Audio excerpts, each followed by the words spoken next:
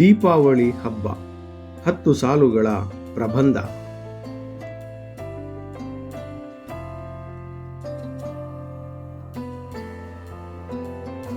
ದೀಪಾವಳಿ ಭಾರತದ ಪ್ರಮುಖ ಹಬ್ಬಗಳಲ್ಲಿ ಒಂದಾಗಿದೆ.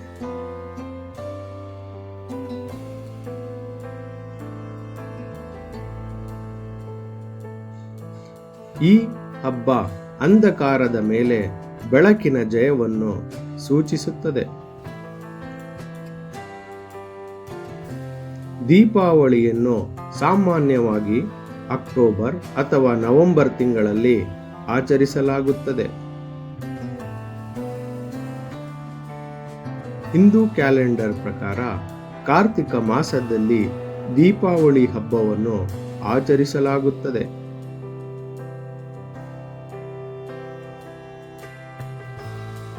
ದೀಪಾವಳಿ ಎಂಬ ಪದವು ಸಂಸ್ಕೃತ ಪದಗಳಾದ ದೀಪ ಅಂದರೆ ಬೆಳಕು ಮತ್ತು ಆವಲಿ ಎಂದರೆ ಸಾಲು ಎಂಬ ಪದದಿಂದ ಬಂದಿದೆ.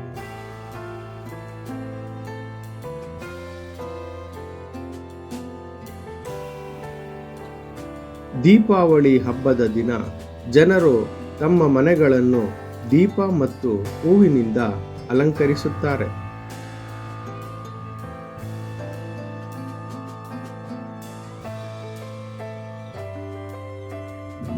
ಈ ದಿನ ಕುಟುಂಬದ ಸದಸ್ಯರೆಲ್ಲ ಸೇರಿ ವಿಶೇಷ ಭೋಜನವನ್ನು ಮಾಡುತ್ತಾರೆ.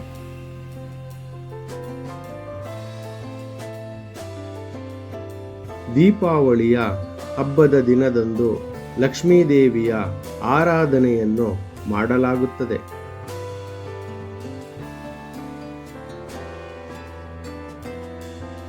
ದೀಪಾವಳಿ ಹಬ್ಬದ ಸಂದರ್ಭದಲ್ಲಿ ಪಟಾಕಿಗಳನ್ನು ಸಿಡಿಸಲಾಗುತ್ತದೆ.